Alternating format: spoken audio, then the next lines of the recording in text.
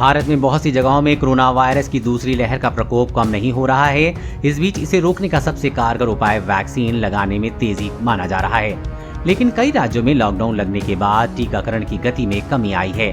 Vaccine के side effect पर लोगों में कई तरह की आशंकाएं हैं। इनमें साइड इफेक्ट न दिखने को लेकर ही आशंका है, जिस पर विशेषज्ञों ने अपनी राय भी जाहिर की है।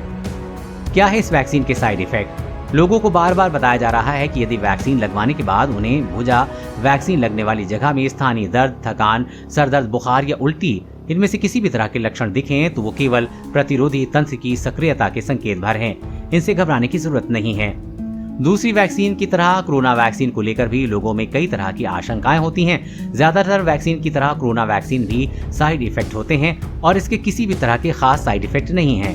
ना तो इसके खास साइड इफेक्ट हैं और ना ही कोई लंबे समय तक रहने वाला प्रभाव है। कोरोना वैक्सीन के साइड इफेक्ट का प्रतिरोधी से तंत्र ये संबंध कई लोगों के मन में सवाल उठा रहा है कि अगर वैक्सीन लगाने के बाद किसी तरह का कोई साइड इफेक्ट ना हुआ तो क्या इसका मतलब ये हुआ कि वैक्सीन प्रतिरोध तंत्र को तैयार नहीं कर पा रही है?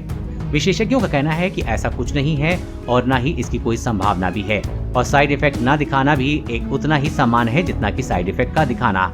इसका प्रमाण कोरोना वैक्सीन के ट्रायल के दौरान ही सामने आ गया था।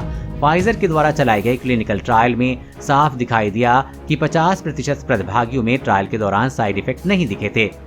इस ट्रायल की खास बात ये थी कि 90% प्रतिभागियों ने वायरस के खिलाफ प्रतिरोध क्षमता हासिल कर ली थी। इसी तरह मॉडर्ना वैक्सीन का भी कहा है कि आम साइड इफेक्ट 10 में से एक ही व्यक्ति में दिख सकते हैं। इसके बाद भी वैक्सीन 95% लोगों पर कारगर साबित हुई है। कोरोना वैक्सीन और लॉकडाउन से जुड़ी हर खबर सबसे पहले पाने के लिए चैनल को सब्सक्राइब करें और अपने दोस्तों के साथ शेयर करना न भूलें।